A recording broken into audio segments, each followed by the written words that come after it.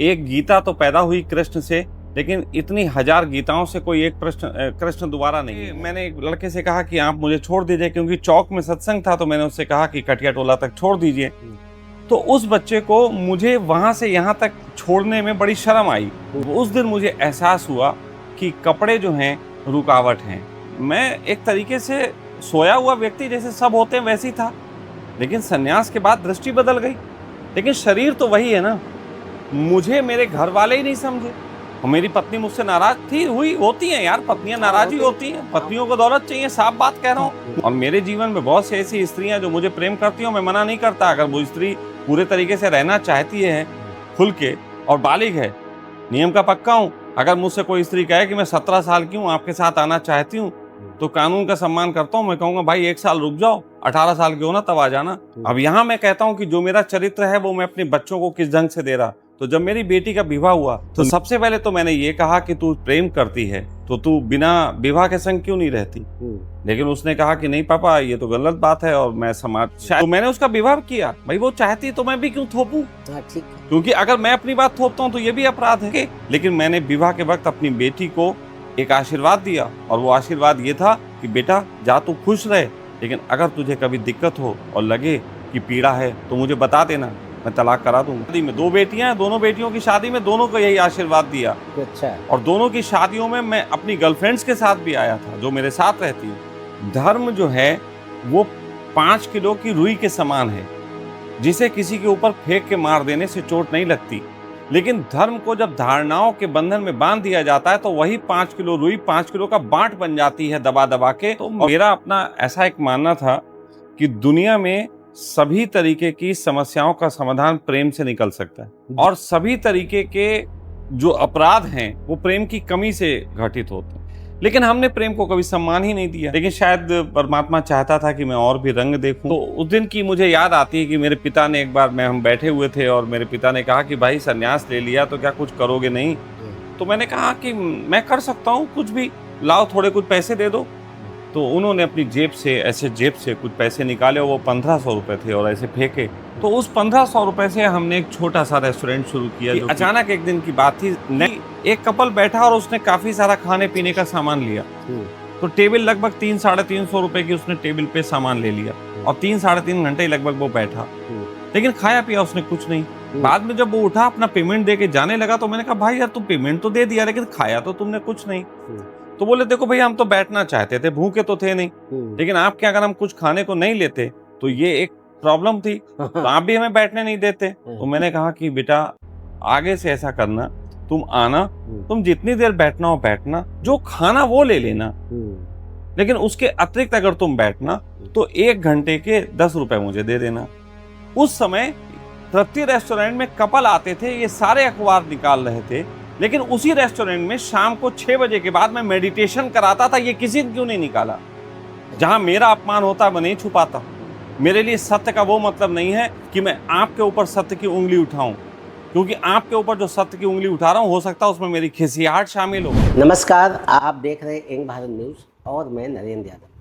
शाहजहांपुर जनपद हमारा, ये क्रांतिकारियों की धरा है, ये उर्वरा भूमि है क्रांतिकारियों के साथ अध्यात्म के क्षेत्र में भी। इस धरती पे ही जिनको कि पूरा विश्व जानता है, रामचंद्र जी महाराज जो यहीं के जन्म स्थान था, उनका दीवान जोगराज में जन्मे थे, और उन्होंने रामचंद्र मिशन जैसी बहुत विश्वविख्यात संस्था दी है।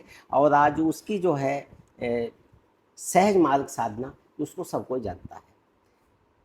इसी के साथ में जो बाद की पीढ़ी है उसमें भी तमाम हमारे मनीषी यहाँ पे जन्मे हैं, और उन्होंने अपने कर्म के माध्यम से एक शाहजहांपुर जनपद को राष्ट्रीय स्तर पे गौरवान्वित किया है। कुछ लोग विदेश में भी गए हैं, और उन्हीं में से एक नाम है शशांक जी का, जिनको वर्तमान में लोग सखा के रूप में जानते हैं। वो एक ऐसे घराने थे जो सदर बाजार क्षेत्र में जन्मे। उनके पिताजी एक कोयला के व्यापारी थे, और उस कोयले की खान से एक ऐसा हीरा निकला, और उस हीरे ने एक समाज में नकारात्मकता से जो ओत-पोत लोग थे, संकीर्णता के जो उसमें अपनी ज़िंदगी को बोझ मानने लगते थे, उनके एक तरीके से आनंद के सागर में गोते लगाने का एक वातावरण सृजित किया है। और आज हम उनके साथ हैं। संयोग से वो आज यहाँ पे पितृपक्ष का आज समापन है, पितृ विसर्जन अमावस्या है, तो आज पितरों को याद करते हुए, चूँकि अपनी भारतीय संस्कृति को, अपने मूल को नहीं भूले, तो आज वो यहाँ पे आए, उन्होंने श्राद्ध किया और पितरों के उपलक्ष्य में बड़ा विशाल भंडारा किया। और आज हम उनसे बात करते हैं। वर्तमान में वो सहारनपुर में एक बड़ा सा आश्रम है, तो यानी शाहजहाँपुर टू सहारनपुर आप जा कर के, और उन्होंने एक सखा के रूप में वहाँ पे एक विख्यात हैं, और हम सीधे उनसे परिचय कराते हैं। आचार्य सखा जी, जो कि आचार्य रजनीश जी के शिष्य हैं। आपका सर यंग भारत न्यूज में बहुत बहुत स्वागत है। धन्यवाद धन्यवाद। आज आपसे मिलके, जैसे कुछ लोग ऐसे होते हैं कि पॉजिटिव एनर्जी मिलती है, एक ऐसा वातावरण सृजित हो जाता है कि एक आनंद की अनुभूति होती। जब हमारे महमूद जी ने बताया, तो शायद पहली मुलाकात है हमारी आपकी, लेकिन जब पास बैठ करके एक आनंद की अनुभूति हो रही है, तो ये जो शाहजहाँपुर टू सहारनपुर की जो यात्रा है, इसके बारे में थोड़ा प्रकाश डालें, फिर हम और बात करते हैं। देखिए, ज़िंदगी अपने तरीके से यात्राएं कराती है। निश्चित ही मेरा जन्म यहाँ हुआ और ज़िंदगी का एक बड़ा हिस्सा मेरा जो था वो शाहजहाँपुर के साथ बीता, यहाँ की गलियों में बीता। बहुत सारे अनुभव लिए, लेकिन शायद परमात्मा चाहता था कि मैं और भी रंग देखूं, तो उसने मुझे जो है एक यात्रा के लिए चुना, और वो यात्रा का एक पड़ाव सहारनपुर भी हुआ। और अभी यात्रा जारी है, देखें वो कौन कौन से रंग दिखाता है। तो फ़िलहाल तो सहारनपुर में हूँ, और चंडीगढ़ में भी अपना स्थान है। तो इस तरीके से अभी यात्रा जारी है। अच्छा, इसमें जैसे आप जो नाम सखा दिया है, तो इसमें बड़ा एक आकर्षण है। बहुत लोग गुरु बनते हैं कि हम देखो गुरु हो गए, आचार्य हो गए, लेकिन आप थोड़ा अलग हट के सखा, इसमें क्या समाहित है, इससे क्या? देखिए, मैं आपको एक चीज़ बताता हूँ। थोड़ा सा मेरी फ़िलॉसफी अलग है, मेरे सोचने का ढंग शायद अलग है, और उसका एक रीज़न ये है कि मैं बहुत ज़्यादा किताबों में ज़िंदगी व्यतीत नहीं किया। अच्छा। क्योंकि जब हम किताबों में ज़िंदगी व्यतीत करते हैं, तो कहीं ना कहीं हम बंध जाते हैं एक धारणा से।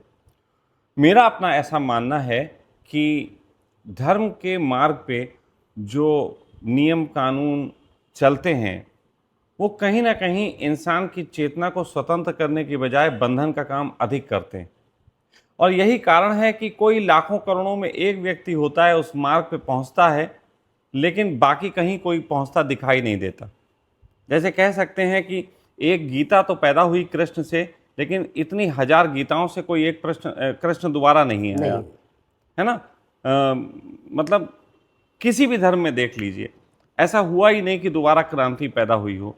उसका रीजंस क्या है, और मैंने गहरे में ये देखा, उसका रीज़न ये है कि हम सन्यास के नाम पे एक ऐसे व्यक्ति की देशना को पसंद करते हैं जो कि बिल्कुल नैतिकता के आधार पे ढका हुआ हो, नैतिक हो, पूरा तरीके से नैतिकता के आधार पे एकदम बिल्कुल स्थापित हो। और जबकि सामान्यतः लोगों का चरित्र अगर देखा जाए, तो वो वाल्मीकि डकैत वाला चरित्र है, जो कि सही दिशा पाके वाल्मीकि संत हो सकता है। आप समझिएगा बात को। तो उसमें क्या होता है कि अगर हम पूरा सन्यासी चोगा पहन के बैठ जाते हैं और पूरे सन्यासी भाव से बैठ जाते हैं, जैसे मैं यहाँ अपने शहर में ही शाहजहाँपुर में एक बार एक मुझे मित्र ने अपने घर में सत्संग के लिए बुलाया, तो उन्होंने वहाँ कई महिलाओं को इकट्ठा किया, कुछ बच्चे युवा भी आए। तो उनमें से उस समय मैं लाल कपड़े पहना करता था। तो जब सत्संग समाप्त हुआ, तो वहाँ पे मैंने एक लड़के से कहा कि आप मुझे छोड़ दीजिए, क्योंकि चौक में सत्संग था। तो मैंने उससे कहा कि कटिया टोला तक छोड़ दीजिए। तो उस बच्चे को मुझे वहाँ से यहाँ तक छोड़ने में बड़ी शर्म आई, क्योंकि मैं एक बाबा की वेशभूषा में था, माला पहने हुए, दाढ़ी बड़ी हुई, लाल कपड़े, चोगा।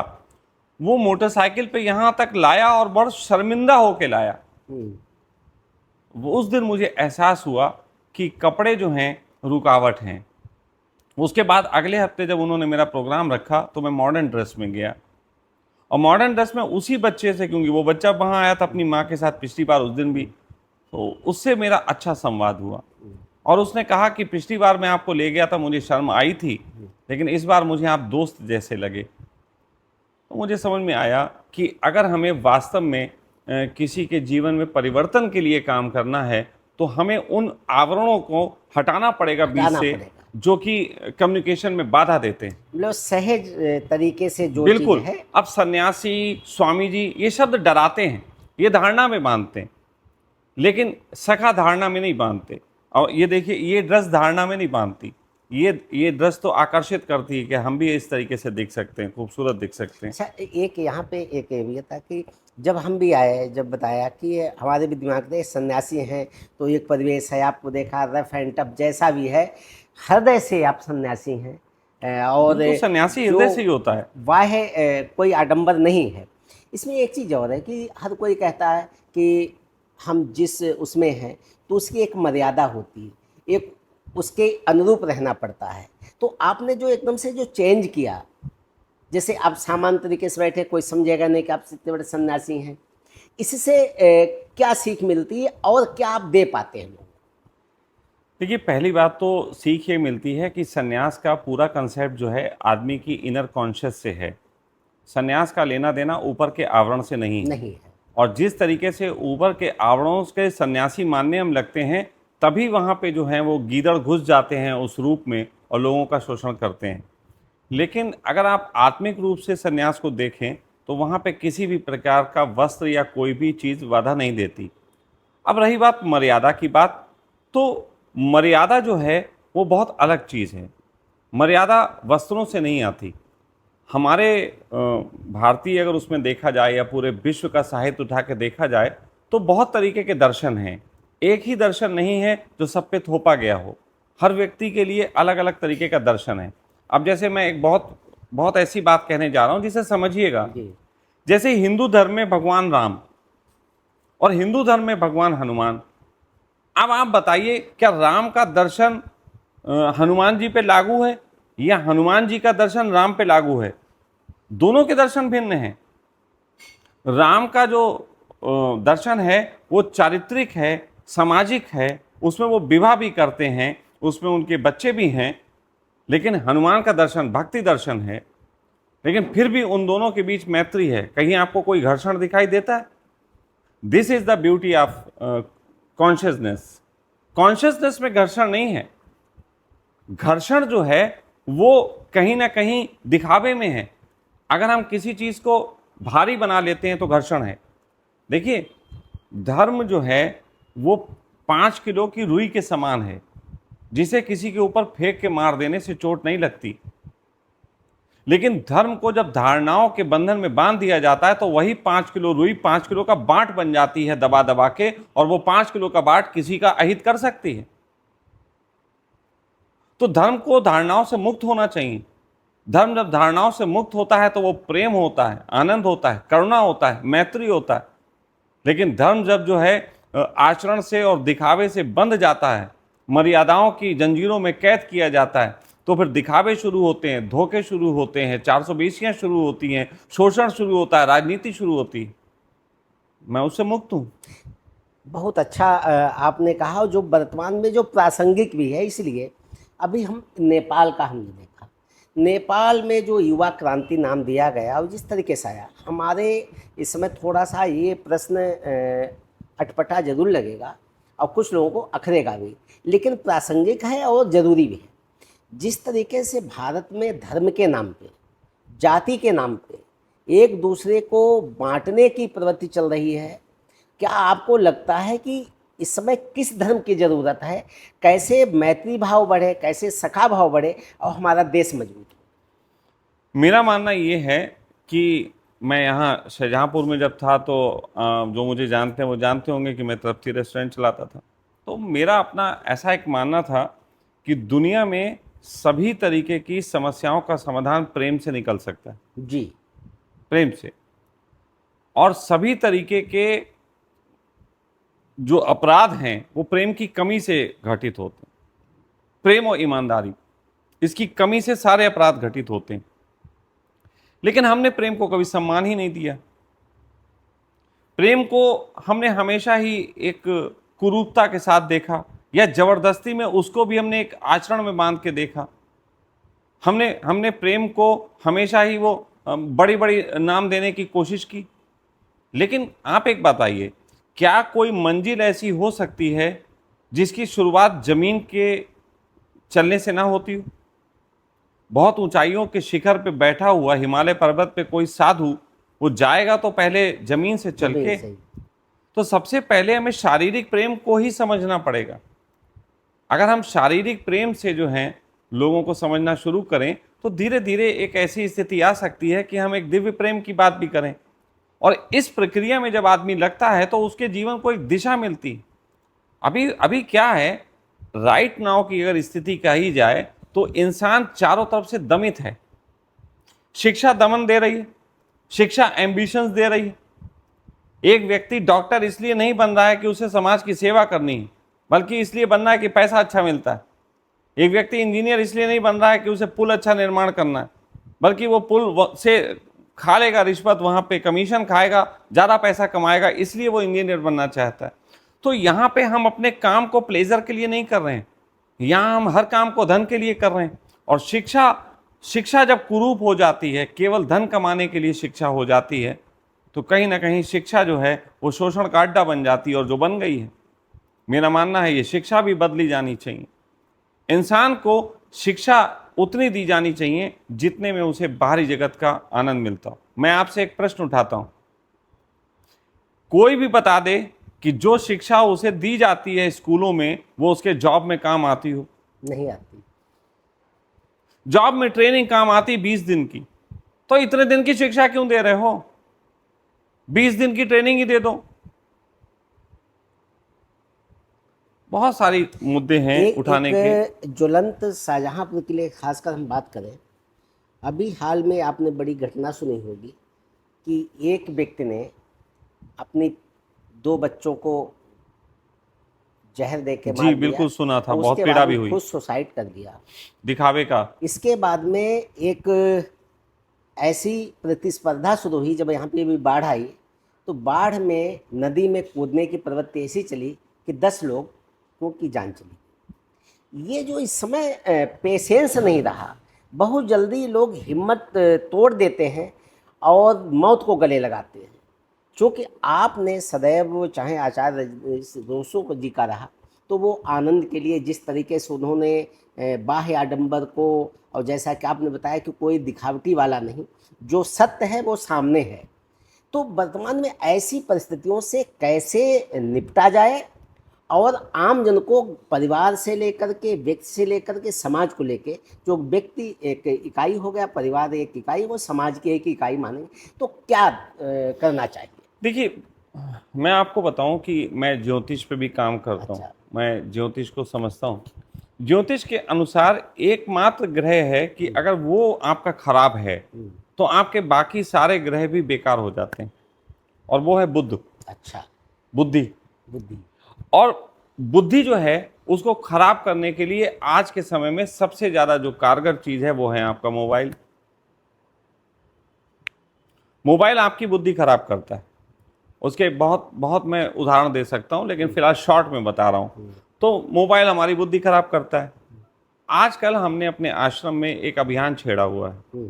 आप में से जो भी लोग देख रहे हैं उसका इस्तेमाल करना चाहें तो कर सकते हैं। अच्छा। और वो अभियान ये है कि हम अपने आश्रम में लोगों को, जो कि रिजॉर्ट्स की तरह है, 5 दिन के लिए निशुल्क ध्यान का निमंत्रण दे रहे हैं। अच्छा। निशुल्क, जो भी आना चाहें।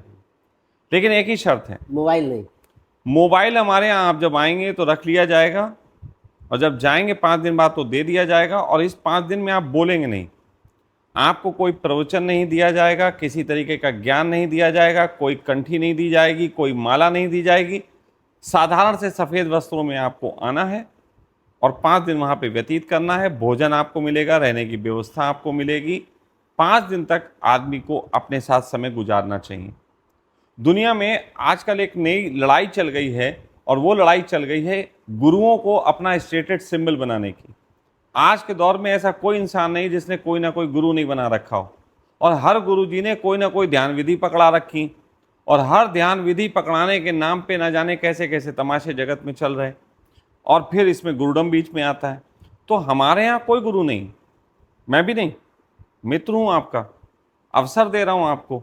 5 दिन के लिए आइए, शांति से एक जीवन बिताइए, और 5 दिन में ही आपको पता लगेगा कि आप कितना गलत जी रहे थे। यानी कि जो बाह्य जगत की यात्रा, जो ये गैजेट से जितने भी हैं उनके साथ बाह्य जगत की यात्रा, तो अंतर जगत की यात्रा में अब नहीं उतारते नहीं, हैं। हम अंतर और बाहर की बात ही नहीं करते, हम इतना गहरा नहीं ले जाते, हम्म, वरना लोग कहने लगेंगे मौन तो ये होता है, मौन वो होता है। हम जी। मौन की परिभाषा करने नहीं बैठे हैं। हाँ, हम पहले मौन को चुप्पी मानते हैं। पहले चुप्पी से आरंभ करो, पहले 5 दिन मोबाइल छोड़ना शुरू करो। आदत पे लाइए। आदत आदत आदत शब्द गलत है। मोबाइल छोड़ने की भी आदत नहीं लानी, मालिक बनने की आदत लानी। अगर आप मालिक हैं, मन मन के यस, नियंत्रण। काम, क्रोध, लोभ, मोह, ईर्ष्या, द्वेष, अहंकार, ये वो 7 घोड़े हैं कि जिनकी लगाम यदि आपके हाथ में है तो आप जगत की सब चीज पा सकते हैं, सारी यात्राएं कर सकते हैं। लेकिन अगर काम, क्रोध, लोभ, मोह, ये सब घोड़े आपके ऊपर सवार हैं तो आपका जीवन नरक है। ये छूट सकता है, छूटता है। मैं फिर कह रहा हूं, मालिक होने की कला है, लेकिन मालिक होने से पहले जागरण की कला है। एक सुसुप्ति है, एक बेहोशी है। अब जैसे मैंने कहा ना, मैंने अभी कुछ दिनों पहले, आप भी पत्रकार हैं, अभी कुछ दिनों पहले एक पत्रकार से मेरी बात होती थी। मैंने उनसे पूछा, वो बहुत पत्रकारिता को लेके मुझसे चर्चा कर रहे थे। आजकल पत्रकार बिक गए हैं, आजकल ढोंगी हो गए हैं, बहुत कुछ बात कर रहे थे। मैंने अचानक उनसे प्रश्न पूछ लिया। मैंने कहा आपका धर्म क्या है? तो उन्होंने कहा मैं हिंदू हूँ, या मान लीजिए वो मुसलमान भी हाँ, कहते या कुछ कोई भी भी। कहते। तो मैंने कहा गजब की बात है, आप पत्रकार हैं और आप हिंदू हैं, आप हो ही नहीं सकते पत्रकार। या आप मुसलमान हैं और पत्रकार हैं तो हो ही नहीं सकते पत्रकार, क्योंकि पत्रकारिता तो अपने आप में एक धर्म है। धर्म है। पत्रकारिता तो अपने आप में निष्पक्ष हो जाने की कला है। पत्रकारिता तो अपने आप में संन्यास है। लेकिन जब ये ईमानदारी से नहीं निभाया जाता, सारी प्रॉब्लम वहां पे आती है। तो मैं ये कह रहा हूं कि इससे पहले कि हम कोई काम अच्छा करने चले, हम घोड़े पे बैठने चले, हम मालिक होने चले, हम पहले जागें तो आखिर हम कर क्या रहे हैं। और जागरण के लिए जरूरी होता है, हमें धारणाओं से मुक्ति चाहिए होती। जब 5 दिन आप मौन रहते हैं, आपकी इंद्रियां स्वतः आपसे बात करने लग जाती। वो क्या होता है मैं नहीं कहूंगा, क्योंकि सब में अलग अलग होता है। लोग हमारे यहाँ आते हैं, सब में अलग अलग घटनाएं घटती, लेकिन 5 दिन बाद लोग कहते हैं कि अजीब सी शांति आ गई। और वहां पे कोई गुरु नहीं आपको बन रहा आपका, वहां शिष्य आपको नहीं बनाया जा रहा, वहां आपको कोई धर्म नहीं दिया जा रहा, वहां कोई धारणा नहीं दी जा रही। वहां मात्र एक नियम है कि तुम अपने मौन में जियो। तो ये एक अवसर है, अगर इसको लोग इस्तेमाल करें तो शायद जी सकते हैं। एक बार एक व्यक्ति आया मेरे पास इस तरीके से कि मैं बहुत परेशान हूं और धन नहीं कमा पा रहा, और मैं जो हूं मर जाना चाहता हूं, मैं आत्महत्या कर लेना चाहता हूं। तो मैंने कहा बेटा तुम कर लो, लेकिन मैं तुमसे कुछ और कहना चाहता हूं। मैं कहना चाहता हूं तुम सोचो कि तुमने कर लिया और तुम मर गए, और मर के भूत हो गए। अब जब तुम भूत हो गए हो तो फिर तुम कुछ भी कर लो। जब तुम भूत हो गए हो तो कुछ भी कर लो। और अगर 8 अरब लोगों की दुनिया में कोई व्यक्ति बेरोजगार है तो इसका कारण अहंकार है, आदमी का ईगो है, जिसकी वजह से मुझे मोदी जी की वो बात बहुत अच्छी लगती जब वो कहते पकोड़े क्यों नहीं बेच सकते। लेकिन बस मोदी जी से मेरा एक और निवेदन है, ये पकोड़ों की ट्रेनिंग को करवा इंजीनियर के साथ ही शुरू दे देना चाहिए। मतलब आपको पहले के समय में एक एक्स्ट्रा क्लास होता था, जैसे महिलाओं के लिए होता था ना, जिसमें कुकरी क्लास होता था। तो मैं मोदी जी से निवेदन करूंगा कि अब युवाओं के लिए भी कुकरी क्लास होना चाहिए, है ना, बर्तन मांजने की भी क्लास होने चाहिए, कुछ इस तरह की क्लास होना चाहिए, क्योंकि अगर भविष्य में उन्हें ऐसा करना पड़ गया तो उन्हें शर्म ना हो।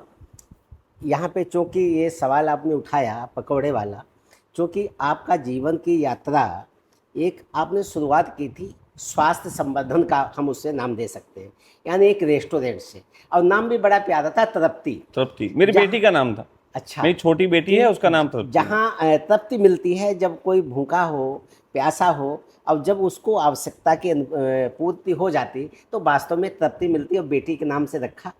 लेकिन आपने उसी लकीर को आगे बढ़ा के हम उसको स्वास्थ्य संवर्धन का नाम दे रहे हैं। और आपने जो अपना सहारनपुर में बड़ा सा आश्रम है, वहाँ भी स्वास्थ्य का भी एक बड़ा सा स्वरूप दिया है, जिसको कि हाइड्रोजन थेरेपी नाम दिया है। इसमें ज़रा जानना था कि आपका जो रेस्टोरेंट से और जो एक हॉस्टल की ये जो यात्रा है उसके बारे में थोड़ा बताइए। देखिए, रेस्टोरेंट की जो यात्रा है वो बहुत अलग ढंग की यात्रा है कि मेरे पिता का कोयले का व्यापार था, कोयले का व्यापार समाप्त हुआ, हम भी स्ट्रगल कर रहे थे, बहुत तरीके के व्यापार से गुजरे थे। उसके बाद फिर संन्यास जीवन में आ गया 97 में। जब संन्यास आया उस समय मेरी 2 पुत्रियां भी थीं और संन्यास ऐसा था कि बिल्कुल हैंड टू माउथ हम थे।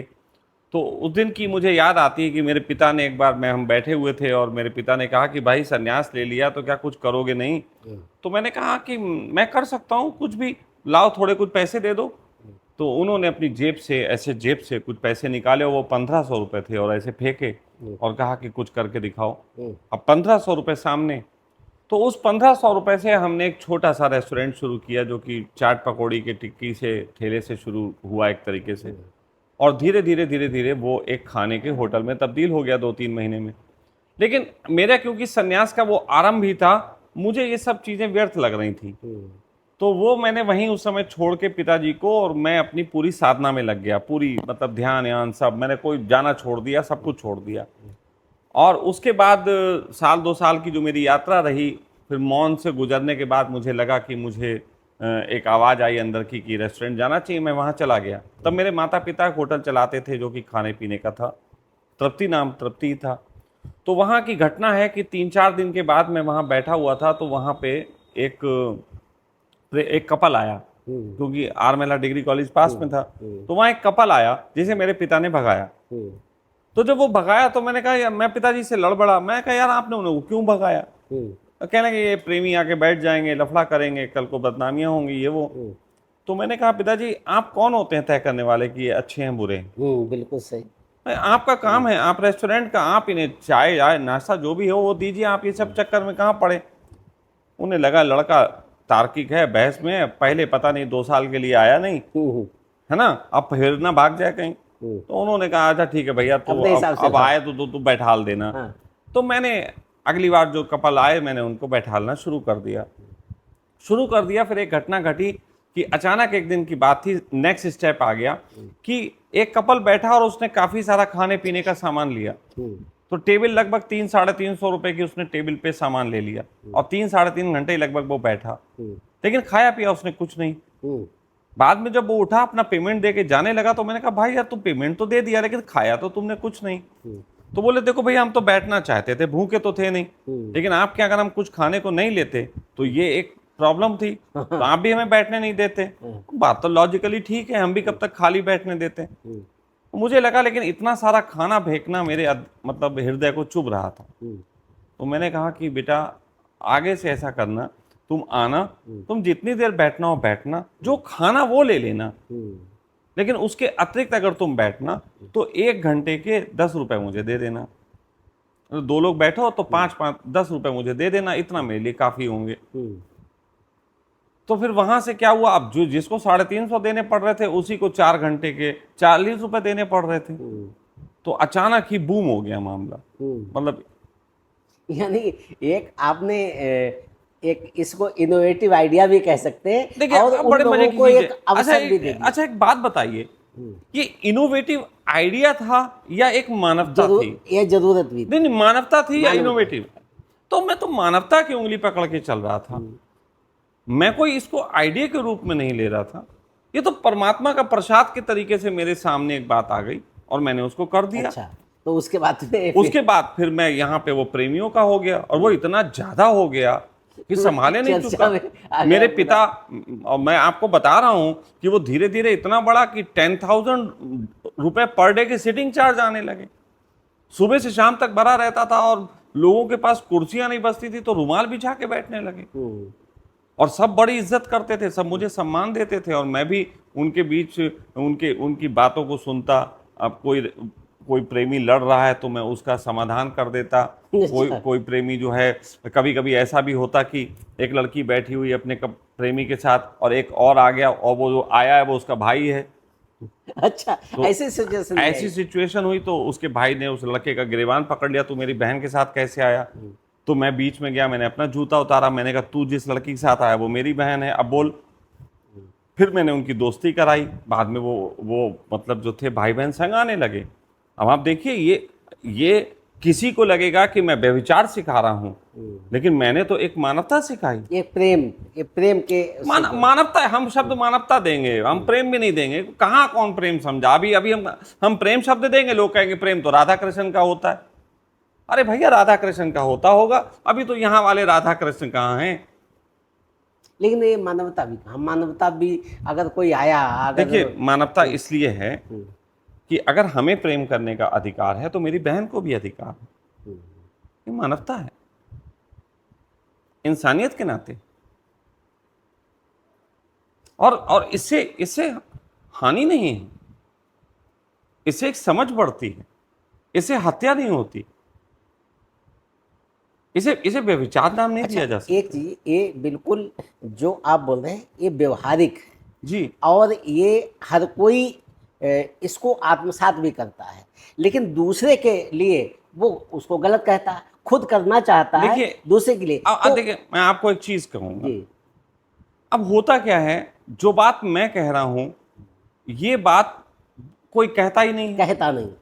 एग्जाम्पल्स, अब जैसे हमारे बारे में बहुत कुछ अखबारों में एक समय निकला, हमारे खिलाफ निकला इस समय, और हमें ना जाने किस तरीके से बदनाम किया गया, जिसके कारण मेरे पीड़ा आई और स्थितियां घर भी छूटा।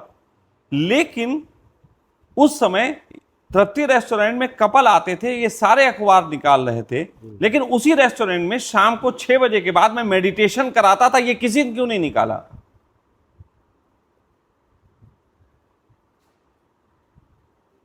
आप थोड़ा समझिए बात को। मैं एक सन्यासी के तल पे अपनी भावनाएं रख रहा था, एक ईमानदार के तल पे रख रहा था। मतलब जो आप कर रहे थे जो है वो सीधे तौर पे, बिल्कुल कोई इसमें सीधे, छुपाव नहीं था। बिल्कुल छुपा बस, क्यों? क्या जरूरत थी बस। छुपाने की? और इसमें मैंने कहा अपराध कहाँ है? क्या कानून ये नहीं कहता? आप बताइए, कानून की भाषा में सबको बात अवसर नहीं कर रहा देता हूं, है, सब समान कुछ अवसर कानून देता कहता है।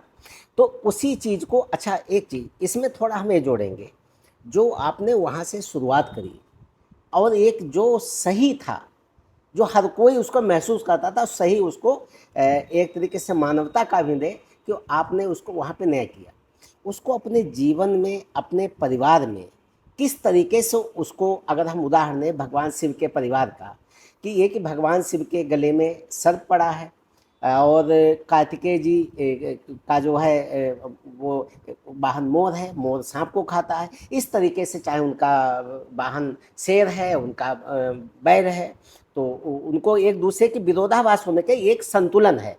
आपके अपने जीवन में अगर हम कुछ ऐसे उदाहरण जानना चाहें तो कुछ ऐसे मैं बताइए बताता हूं। जीवन में किस तरीके से अपने परिवार को देखिए, एक आदर्श। पहली बात तो आपको कुछ चीजें समझनी पड़ेंगी। अब ये बात आपने जो छेड़ी है, इसमें मनोविज्ञान भी शामिल है, सामाजिकता भी शामिल है, परिवार भी शामिल है और बहुत कुछ शामिल है। जी जी तो अब इसको थोड़ा सा समझ लेते हैं, बहुत कंट्रोवर्शियल है। जी देखिए, सन्यास से पहले मैं क्या था, जी। पहले तो उस पर बात कर लेंगे। ठीक।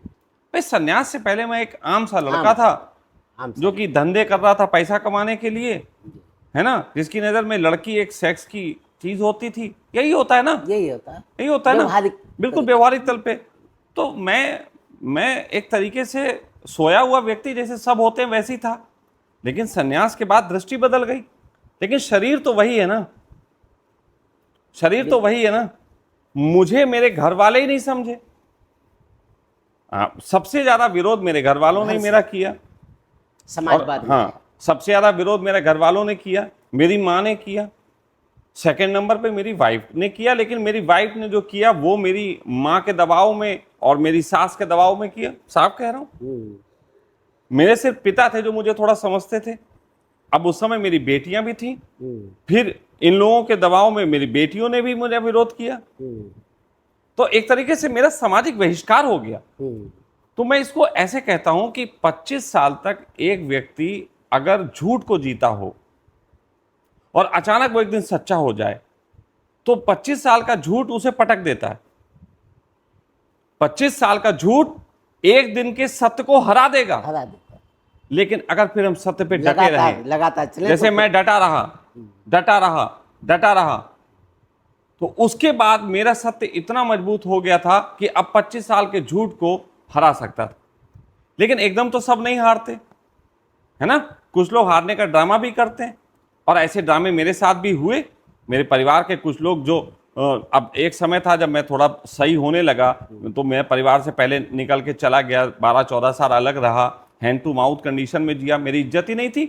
अगर उस बीच मैं घर पे आ जाता था, जैसे मैं उदाहरण देता हूँ कि सिद्धार्थ जो थे महात्मा बुद्ध के रूप में, जब ज्ञान को उपलब्ध हुए और अपने घर वापिस आए, तो उनकी किसने इज्जत की? किसी ने नहीं की। उन्होंने कहा आ गया पछता के, लौट आया, लौट के बुद्धू घर को आए, जबकि वो आए थे ज्ञान देने, वो आए थे बताने, तो उनका रिस्पेक्ट एकदम नहीं हुआ। वो एक अलग बात है, पूरा एक संवाद है, जिस संवाद के बाद उनकी पत्नी और बच्चे भी सन्यासी हो जाते हैं, वो सब मुझे पता है। लेकिन मैं जब भी अपने परिवार के साथ आता था, जुड़ता था कि भाई चलो इनको समझाऊं कि सत्य क्या है, ज्ञान क्या है, आनंद क्या है, तो वो तो ये देखते थे इसकी पॉकेट में क्या है। और सामान्यतः जिसकी पॉकेट में कुछ नहीं है और वो घर वापिस आया है, तो इसका मतलब अटकी पे आया होगा। उनकी यही धारणा थी, और ये धारणा उनकी तब तक बनी रही जब तक मेरे पास धन नहीं हो गया। मैं साफ कह रहा हूं कि जब तक मेरे पास धन नहीं हो गया, ये धारणा उनकी बनी रही। लेकिन फिर ऐसा हुआ कि 13-14 के पास मैं कुछ करने लगा, मेरे पास धन आने लगा, तो मैंने अपनी बेटी का विवाह किया, सब कुछ किया। 2019 में मैंने अपनी बेटी, दूसरी बेटी का विवाह किया, सब कुछ बढ़िया था। लेकिन अचानक फिर एक घटना घटी कि कुछ दिनों के लिए मेरे पास फिर एक आश्रम मैंने बनाया था एक व्यक्ति के उस पे, तो वहां से अचानक मुझे उसने निकाल दिया। भाई लगाया पैसा मैंने था, लेकिन जगह तो उसकी थी, अधिकार उसके थे, तो मैं छोड़ के चला आया। तो मेरे साथ 15-20 सन्यासी बच्चे थे, तो मैंने कहा कहाँ ले जाऊं, तो मैं अपने घर ही लाया। तो मेरी पत्नी को ही नहीं अच्छा लगा, मेरी पत्नी को लगा फुक्का आ गया। साफ बात कह रहा हूँ, बहुत बहुत कड़वी बात कह रहा हूँ। मेरी पत्नी को लगा आ गया, अब तो ये फिर प्रॉपर्टी हड़प लेगा। उसने भी कहा निकलो यहाँ से। हमें बड़ी पीड़ा हुई कि यार, मतलब अभी तक मैं घर में बच्चों की शादी कर रहा था, मैं इस घर का निर्माण करवा रहा था, तो मैं बढ़िया आदमी था। आज मेरी स्थिति ऐसी है कि मैं यहाँ पे हूँ और प्रयास कर रहा हूँ फिर उठ जाऊँगा। लेकिन उसको तो था कि ये तो लगता है अब हमारे यहाँ से संतलत गई, उसने मेरा विरोध किया और यहाँ से मुझे जाना पड़ा। लेकिन किस्मत को कुछ और मंजूर था। यहाँ से निकलते ही मैं चंडीगढ़ में था, एक व्यक्ति ने अपनी कोठी जो थी मेरे नाम करी। उसने कहा लीजिए आपके लिए कोठी है। बिल्कुल, बहुत बड़ी कोठी मेरे नाम उसने गिफ्ट कर दी। यानी ये परमपिता की कुदरत, देखिए कुदरत है, वो कुछ दिखाना चाहती है। और मैं आपको बताऊं, यहाँ से जो मोह जो था, देखिए उसको भी एक तरीके से मैं सब चीजें बता रहा हूँ, मैं सब चीजें बिल्कुल। और ये बात मैं ऐसा नहीं आपसे बोल रहा हूँ, मैं पहले बोल चुका हूँ, मेरे बहुत सारे वीडियो हजारों, उनमें किसी में मैंने ये बात बोली है। अच्छा। मैं छुपाता नहीं हूँ, मेरी जिंदगी में कुछ भी पर्दा नहीं जी। अगर मैं छुपाऊंगा कोई बात, तो सिर्फ वो बात छुपाऊंगा जिसमें दूसरे का अपमान होता हो। जहां मेरा अपमान होता है मैं नहीं छुपाता। मेरे लिए सत्य का वो मतलब नहीं है कि मैं आपके ऊपर सत्य की उंगली उठाऊं, क्योंकि आपके ऊपर जो सत्य की उंगली उठा रहा हूं, हो सकता है उसमें मेरी खिसियाहट शामिल हो। जैसे कोई लोग कहते हैं कि हमने देखा तेरी बहन उस लड़के के साथ जा रही थी, हम सच बोल रहे हैं। नहीं नहीं, सच नहीं बोल रहे, तुम उसका अपमान कर रहे हो। सच तो अपने साथ बोलो कि मैं तेरी बहन के साथ जा रहा था, ताकि वो तुम्हें पीटे। जब अपने लिए सत्य बोला जाता है तो पीड़ादायक होता है। जो पीड़ादायक सत्य होता है वो सत्य तक पहुंचाता है तुम्हें, वास्तविक सत्य तक। लेकिन दूसरे को अपमान की दृष्टि से जो सत्य बोला जाता है वो सत्य नहीं है, उसमें आदमी की भावनाएं शामिल होती। तो मैंने तो अपने लिए सत्य बोला, तो मेरे साथ ये हुआ। और मेरी पत्नी मुझसे नाराज थी, होती हैं यार, पत्नियां नाराज ही होती हैं। पत्नियों को दौलत चाहिए, साफ बात कह रहा हूं, मुंह पे कह रहा हूं, सबके कह रहा हूं। ये हमारे समाज का सिस्टम ऐसा है कि हमने महिलाओं को जो है वो उससे, लेकिन मैंने अपने बच्चों को ऐसा नहीं पाला। अब आप कहते हैं मिसाल कैसे देखनी, तो वो देखिए। जब मेरे बच्चे की शादी हुई, मेरी बड़ी बेटी की शादी हुई, तो मैं तो घर से अलग रहता था। और मेरे जीवन में बहुत सी ऐसी स्त्रियां जो मुझे प्रेम करती हैं, मैं मना नहीं करता। अगर वो स्त्री पूरे तरीके से रहना चाहती है खुल के और बालिग है, नियम का पक्का हूं, ये बात मैं आपको बता देता हूं। अगर मुझसे कोई स्त्री कहे कि मैं 17 साल की हूं, आपके साथ आना चाहती हूं, तो कानून का सम्मान करता हूं। मैं कहूंगा भाई 1 साल रुक जाओ, 18 साल के हो ना तब आ जाना। लेकिन आओगे तो पहले एप्लीकेशन लगाओ, पहले एफिडेविट लगाओ कि आप मेरे साथ हो। मैं वो वाला आदमी नहीं हूं कि जिसे तुम बाद में कहो कि ये तो इन्होंने मुझे शोषण कर लिया। ये बिल्कुल क्लियर बात कह रहा हूं। और फिर उसके बाद आओ मेरे जीवन में, रहो मेरे साथ, तुम्हें रहना है तुम्हें रहो, प्रेम करते हो करो, लेकिन बंधन नहीं चलेगा। क्योंकि बंधन वही जो परिवार, समाज, पत्नी, ये सब बंधन मैं पहले देखे हुए था। गधे के लिए एक ही बार अनुभव करना काफी होता है, लेकिन कुछ गधे होते हैं जो हजारों बार अनुभव करके भी नहीं सीखते। तो मेरे लिए बंधन का अनुभव हो चुका था, बंधन दोबारा नहीं चाहिए था। तो नरेंद्र जी, जब मेरी बेटी का विवाह हुआ जी, अब यहां मैं कहता हूं कि जो मेरा चरित्र है वो मैं अपने बच्चों को किस ढंग से दे रहा। तो जब मेरी बेटी का विवाह हुआ तो निश्चित ही वो प्रेम करती थी। तो सबसे पहले तो मैंने ये कहा कि तू प्रेम करती है तो तू बिना विवाह के संग क्यों नहीं रहती, प्रेम पर्याप्त है। अच्छा। लेकिन उसने कहा कि नहीं पापा, ये तो गलत बात है, और मैं समाज, शायद वो क्योंकि अपनी माँ के साथ पली थी, समाज में ज्यादा रही, तो उसको भी ये था विवाह करना है। तो मैंने उसका विवाह किया। भाई वो चाहती तो मैं भी क्यों थोपूं, हाँ, ठीक है। क्योंकि अगर मैं अपनी बात थोपता हूं तो ये भी अपराध है। तो मैंने कहा ओके। लेकिन मैंने विवाह के वक्त अपनी बेटी को एक आशीर्वाद दिया, और वो आशीर्वाद ये था कि बेटा जा तू खुश रहे, लेकिन अगर तुझे कभी दिक्कत हो और लगे कि पीड़ा है तो मुझे बता देना, मैं तलाक करा दूंगा। अपराध नहीं घटना चाहिए। समाज में आजकल कितने अपराध घट रहे हैं आपको पता ही है ना। लेकिन वो सारे अपराध घट इसलिए रहे हैं कि ये लोग कानून का इस्तेमाल नहीं करते। अरे जिस कानून ने प्रेम वो बनाया, विवाह बनाया है, उसी कानून ने तलाक भी बनाया है, तो तलाक का इस्तेमाल कर सकते हैं। ये क्या अपराध करना और पुलिस जेल जाना, ये सब हरकतें करते हैं, तो इसकी कोई जरूरत नहीं। मेरा मानना है कि कानून ने हमें सभी प्रकार के सॉल्यूशंस दिए हैं हमारी समस्याओं से बाहर आने के, लेकिन उनका इस्तेमाल होना चाहिए। और साथ साथ ये भी कि उन्हीं शादी में 2 बेटियां, दोनों बेटियों की शादी में दोनों को यही आशीर्वाद दिया। अच्छा। और दोनों की शादियों में मैं अपनी गर्लफ्रेंड्स के साथ भी आया था जो मेरे साथ रहती हैं, और पूरे समाज को पता था, पूरे सबको पता था। और इसका मतलब ये नहीं कोई डॉन के तरीके से नहीं आया। मैंने निवेदन के रूप में बात कही। मैंने कहा देखो भाई, मेरा जीवन ऐसा है और मैं छुपाऊंगा नहीं। अगर तुम्हें लगता है कि मेरा जीवन तुम्हारे जीवन को प्रभावित करता है तो साफ कह दो, मैं अपनी बेटी के विवाह में भी नहीं आऊंगा। जो मदद करनी है मैं करता रहूंगा, विवाह में नहीं आऊंगा। तुम कह देना बाप मर गया, लेकिन अगर मैं शामिल हुआ तो पर्दा डाल के शामिल नहीं होऊंगा, और हुआ भी नहीं। कोई आडंबर दिखावा इस तरीके से नहीं, जो है देखिए अंदर बाहर बड़े मजे की चीज है। अब ये दुनिया उस जगह आ गई है जहां पे पुराने नियमों के कारण दुनिया में एक नर्क पैदा हो गया, और इस नर्क का सबसे अच्छा उपाय मेरा जीवन है। आप बताओ कि मेरे जीवन में आज आप यहाँ आए, आपने देखा मेरी बेटियां भी थी, मेरी गर्लफ्रेंड्स भी, जिनको बोलते हैं गर्लफ्रेंड। जबकि हम तो बहुत ऊंचा प्रेम, सच बताएं हमारा प्रेम इतना ऊंचा है कि उसमें ये सब बकवास शब्दों के लिए जगह ही नहीं। लेकिन फिर भी चलो, दुनिया की नज़र में हम थोड़ा कंट्रोवर्सी बनाने के लिए सही गर्लफ्रेंड बोल देते हैं। तो मैं ये कह रहा हूँ कि इसी जगह मेरी बेटी है, इसी जगह मेरा दामाद है, इसी जगह मेरी गर्लफ्रेंड है, मेरे साले साहब भी आए, सब हैं, सब सामने। अब जो है तो है, और ऐसा नहीं है कि किसी तरीके का कोई आरोपण हो। मेरी बेटी संपन्न है, कमाती है, अच्छे से है, वो मुझे ऐसा थोड़ी ना किसी वजह से मुझे झेलेगी। वो अपने आप में और मैं भी हूँ। मैंने साफ कह रखा है कि मेरे पिता की जो संपत्ति है वो आपकी है, लेकिन आगे मैंने जो कमाई है संन्यास के बाद है वो मेरे सखा परिवार की है। अच्छा, आपको लव गुरु के रूप में भी लोग कहते हैं। बिल्कुल। तो देखिए, गुरु प्रेम ही सिखाता है, गुरु प्रेम ही सिखाता है। लेकिन लव गुरु जो शब्द है वो अपमानित करने के लिए रखा गया शब्द है। अच्छा, कौन सा गुरु प्रेम नहीं सिखाता, मुझे बताइए। भगवान कृष्ण ने भी यही संदेश दिया। भगवान कृष्ण, कोई भी गुरु हो दुनिया का, अगर वो गुरु है तो प्रेम सिखाएगा। तो उस दृष्टि से हाँ, मैं लव गुरु हूं। लेकिन अगर दूसरे तरीके से देखा जाए तो हाँ, मैंने प्रेम पे शोध किया है। मैंने प्रेम के हर कोने को जांचा परखा है। 2.5 आखर प्रेम का पढ़े सो पंडित होए, वो मैंने पढ़ा है। और 2.5 आखर का मतलब होता है एक मैं और एक तुम, और एक हमारे तुम्हारे बीच जो सदा अधूरा रहता है। 2.5 मैं और तुम, और एक हमारे तुम्हारे बीच जो सदा अधूरा रहता है।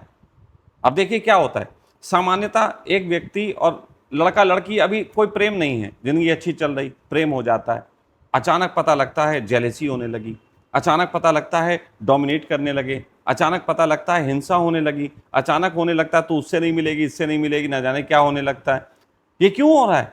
सच बात तो यह है कि जब हम प्रेम करते हैं तो बिल्कुल स्थिति ऐसी है जैसे एक आदमी को सीटी स्कैन मशीन में डाल दिया गया और अब वो बाहर निकलता है और उसे पता लगता है मैं ये रोग हैं, तो एक इंसान क्या करे, जूता लेके उस मशीन को मारे या उन रोगों को दूर करे।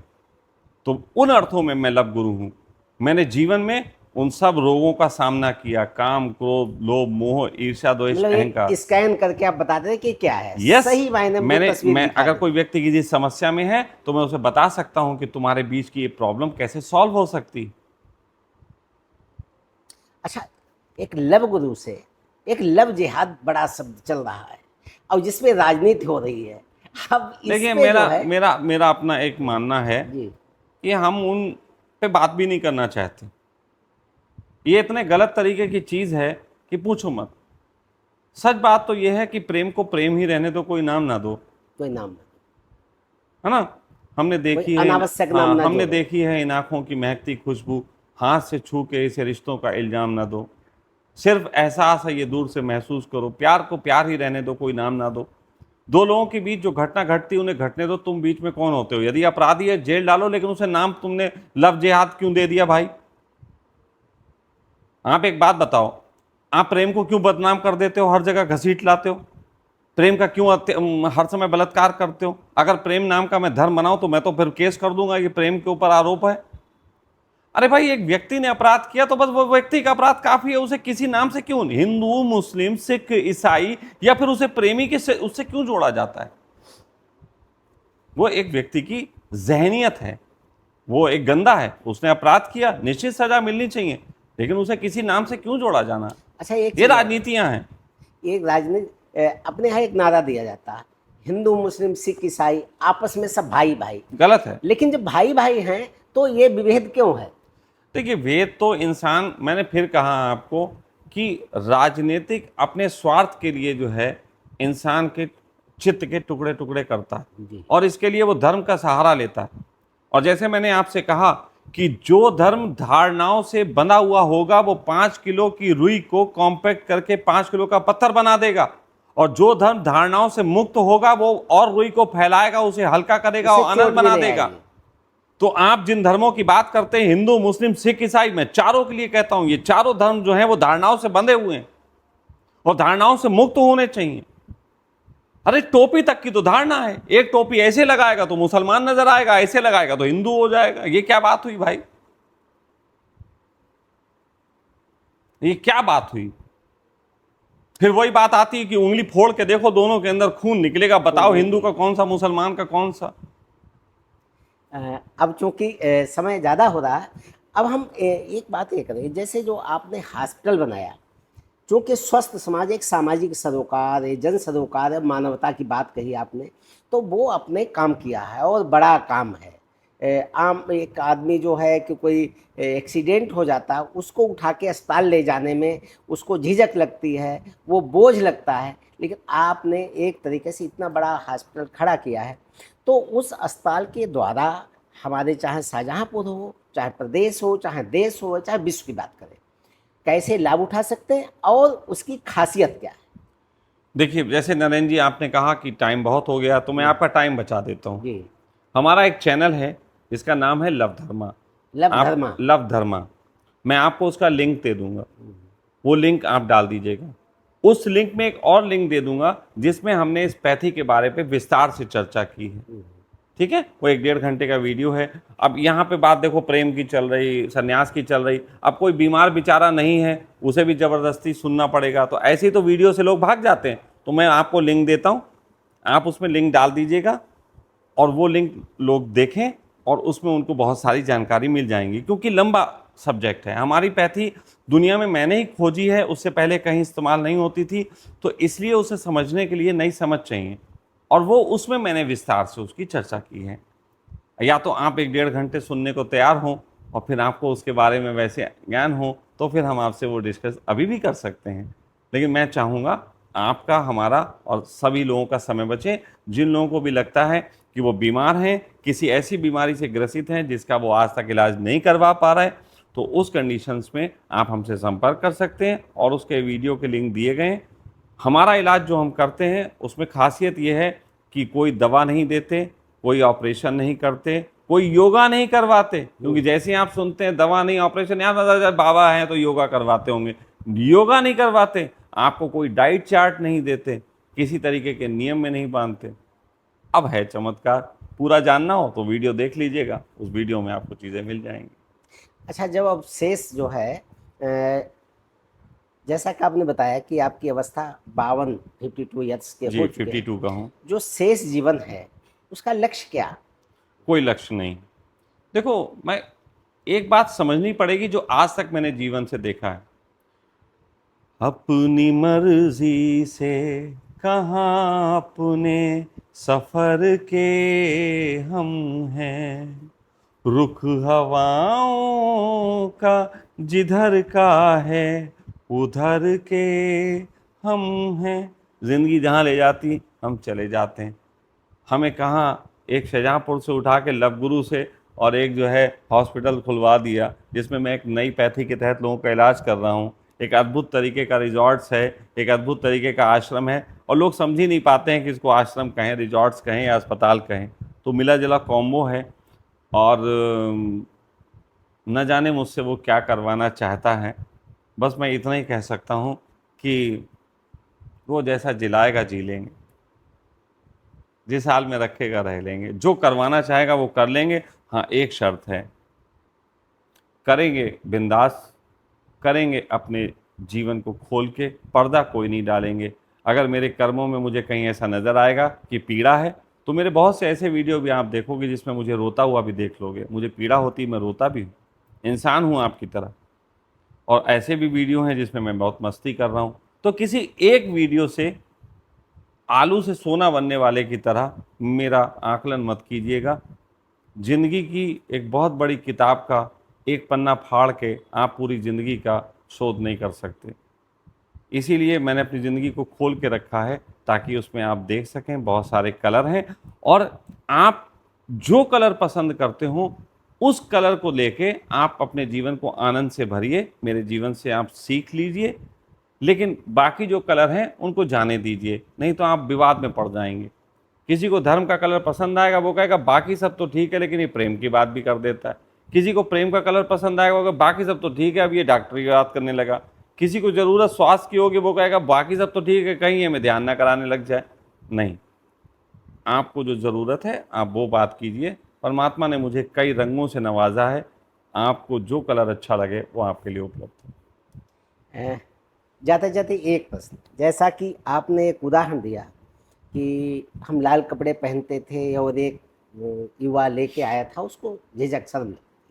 आपने बिल्कुल अपना परिधान जैसा ही सहज भाव से, ये जो कैप लगाते हैं बड़े से, इसका कोई विशेष राज या सामान्य तरीके से कुछ ऐसा है? नहीं, युवाओं को अच्छी लगती, खूबसूरत लगता हूँ। केवल ये चीज़ है। सत्यम तो शिवम सुंदरम में एक शब्द सुंदरम भी आता है। जी, तो सत्य को, है ना, सत्यम शिवम सुंदरम, तो सत्य का साथ हो, और शिवम जैसी मृत्यु के लिए तैयारी हो, और उसमें सुंदरता का भी साथ मिल जाए, तो जीवन आनंद से भरता है, मौत से घबराहट खत्म हो जाती है, और जीवन से आपके सत्य का उदय होता है। तो सत्यम शिवम सुंदरम, मैं तीनों रूपों को बराबर से जीता हूँ। सुंदरता है, इसको दिखा अच्छा है। जीवन के सौंदर्य को परमात्मा ने इतना सौंदर्य जगत बनाया, तो हमें भी सौंदर्य के साथ रहना चाहिए। हर आदमी को हक है कि वो सौंदर्य के साथ रहे, सौंदर्य नज़र आए उसमें, वो सौंदर्य को पसंद करे, और जितना लोग सौंदर्य को पसंद करेंगे उतना ये संसार और खूबसूरत होता जाएगा। अभी हमने बात की, अब चलते चलते क्या संदेश देना चाहेंगे? थोड़ा देखिए, अगर मेरे संदेश की बात करें तो मेरा संदेश आपके लिए कुछ भी नहीं। सच बात तो यह है, परमात्मा ने आप सबके अंदर एक चिट्ठी रखी है जिसको आप खोल के पढ़ते नहीं। कोई हिंदू हो गया इसलिए कि हिंदू घर में पैदा हुआ, हो सकता है उसके मन में किसी मुस्लिम या किसी मस्जिद जाने का दिल तड़पता हो सकता है कोई किसी मुसलमान के घर में पैदा हो गया, ज़बरदस्ती बेचारा जो है वो कुरान पढ़ता हो सकता है उसके मन में किसी मंदिर में जाके घंटियां बजाने की इच्छा हो। तो मेरा मानना है, आप किस घर में पैदा हुए इससे फ़र्क नहीं पड़ता, किस जात संप्रदाय में पैदा हुए इससे फ़र्क नहीं पड़ता। अपने अंदर की चिट्ठी पढ़ो, तुम्हारे लिए तुम्हारे भगवान ने वही चिट्ठी रखी है। जिस दिन तुम उस चिट्ठी को पढ़ लोगे, फिर तुम्हें कोई भी संदेह नहीं बचेगा, तुम्हारे जीवन में कोई अपराध नहीं बचेगा, तुम्हारे जीवन में कोई भय नहीं बचेगा, और तुम जीवन के उस आनंद को उपलब्ध होगे जो परमात्मा ने तुम्हारे लिए रचा है। लेकिन दुख की बात है, और कभी कभी मैं ये बात कहता हूँ कि मुझे जो है ना, मुझे एक ही चीज़ से दुख होता है कि लोग दुखी क्यों। इतना अच्छा जीवन, इतना बढ़िया जीवन, पता नहीं लोग क्यों दुखी हैं। कारण ढूंढता हूँ तो वही है कि हर व्यक्ति दूसरे के कहे का जीवन जी रहा, वो जीवन जी नहीं रहा जो वो जीना चाहता है। थोड़ी कोशिश करो, मुश्किलात तो आएंगी। अगर देर से ही सही, कोई लोग कहेंगे हमारी 50 साल उम्र हो गई, कोई बात नहीं, 25 साल उम्र हो गई, कोई बात नहीं। अगर आज आपको मेरी बात समझ में आती है तो आज ही से आप थोड़ा जीना शुरू करो। हो सकता है थोड़ी कष्ट आए, लेकिन ध्यान रखना थोड़े दिन बाद आनंद भी आएगा। और सच बात तो ये है, अभी आप जैसे भी हो कष्टों में ही हो, तो और ज़्यादा क्या कष्ट चाहिए। यही मेरा संदेश। अब हम चलते चलते अगर हम संभोग से समाधि की ओर, जो आचार्य रजनीश को जिन्होंने विश्व पटल पे एक पहचान दिलाई, और वो एक ऐसा है, एक ऐसा सूत्र है जिसको अनुभव हर कोई करना चाहता है, लेकिन आलोचना भी करता है। संभोग से समाधि की ओर आखिर क्या है, क्या दर्शन समाहित था, और उसको सहज शब्दों में बहुत सरल सी बात जी। संभोग से समाधि ये ऐसा ही है कि शाहजहांपुर से हरिद्वार जी। अब शाहजहांपुर से अगर आप हरिद्वार जाना है तो शाहजहांपुर तो छूटेगा ना, या शाहजहांपुर को उठा के हरिद्वार लेके जाओगे।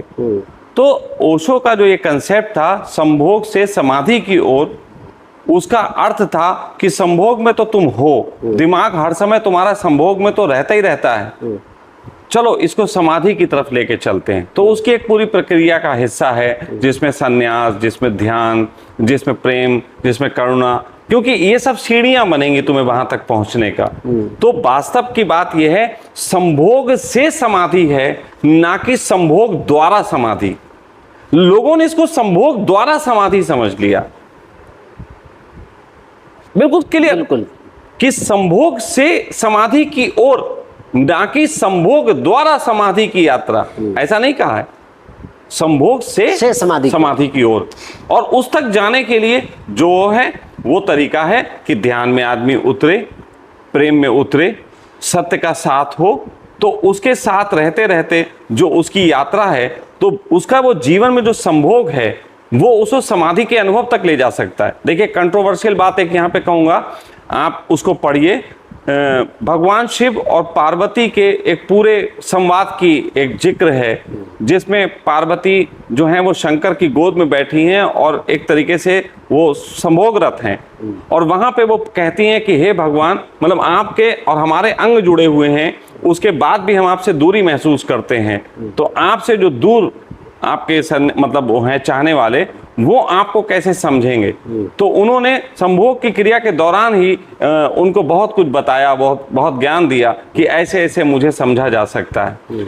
तो एक व्यक्ति संभोग में रहते हुए भी समाधि तक पहुंच सकता है, लेकिन उसके लिए उसकी जो गुणवत्ता है वो बदलने की बात होगी। उस गुणवत्ता को ध्यान के बगैर नहीं किया जा सकता। उस गुणवत्ता को आप आनंद और करुणा और मैत्री, मानवता, सत्य, उन सब की सीढ़ियों से आपको गुजरना पड़ेगा। तो बस इतनी सी बात है, संभोग से समाधि है, ना कि संभोग द्वारा समाधि। यहाँ पे थोड़ा सा हम और क्लियर करेंगे। जैसे पत्ता पेड़ से गिरता है, से यहाँ पे भी आया, तो वो अलग हो गया, द्वारा नहीं। अब एक हम ट्रेन से हरिद्वार जा रहे हैं, तो यहाँ पे कौन सा सब पत्ता पेड़ से गिरता है या से? उदाहरण थोड़ा सा गलत हो गया। उदाहरण ये होना चाहिए कि बीज है संभोग, और बीज उसमें बोया जाए, फिर बीज एक तरीके से अपना स्वरूप खो दे, फिर उसमें से किल्ले फूटे, फिर वो वृक्ष बने, फिर उसमें से एक फल आए और उस फल के अंदर भी बीज हो। असल में एक बीज के अनंत बीजों की जो यात्रा है वो संभोग से समाधि की ओर की यात्रा है। लेकिन अगर वो कहे कि हम तो बीज ही रहेंगे और जिंदगी भर बीज ही रहना चाहेंगे, तो वो कभी भी पेड़ नहीं बन सकता। तो संभोग यदि केवल शारीरिक एक लक्षण है तो उसमें से समाधि घटित नहीं हो सकती। लेकिन अगर संभोग जो है एक प्रेम की क्रिया बने और उसमें आनंद के वृक्ष के लिए तैयारी हो तो निश्चित ही एक सामान्य प्रेम जो है वो प्रार्थना में तब्दील हो जाता है। और प्रेम अगर प्रार्थना में तब्दील नहीं हो रहा तो थोड़ा गड़बड़ है। मैं कई बार एक बात कहता हूं कि मुझसे अगर तुम प्रेम करोगे तो मैं तुम्हें सोने नहीं दूंगा। अब ये बात बड़ा सिंबॉलिक है कि मेरे प्रेम में अगर तुम्हें पड़े तो मैं तुम्हें सोने नहीं दूंगा, मैं तुम्हें जगा के रखूंगा। प्रेम में वो शक्ति है। बिल्कुल। तो जब कोई प्रेमी आपके प्रेम में आपके जागरण का माध्यम बनता है तो उस अवस्था में आपका प्रेम जो है वो प्रार्थना बन जाता है और उस प्रार्थना में आपके जीवन में समाधि घटित होती है। तो देखा आपने संभोग से समाधि की ओर, जो एक ऐसा कंट्रोवर्शियल था और हर कोई उसको जानना समझता चाहता है, ऐसा कोई भी व्यक्ति नहीं। और जब भी आचार्य रजनीश की बात आती है तो ओशो की बात आती है तो हर कोई पहले शब्द यही उठाता, प्रश्न यही उठाता है। और अभी शशांक सखा जी ने बहुत ही सहज भाव में सरल शब्दों में उसको अच्छे से समझाया। तो निश्चित तौर पे जो हमारी ये धारणा है वो बदले और प्रेम के आनंद के सागर में हम डूबे और आचार्य ओशो रजनीश का जो सही मायने में दर्शन है उसको आत्मसात करके जीवन को आगे बढ़ाएं। बहुत बहुत धन्यवाद।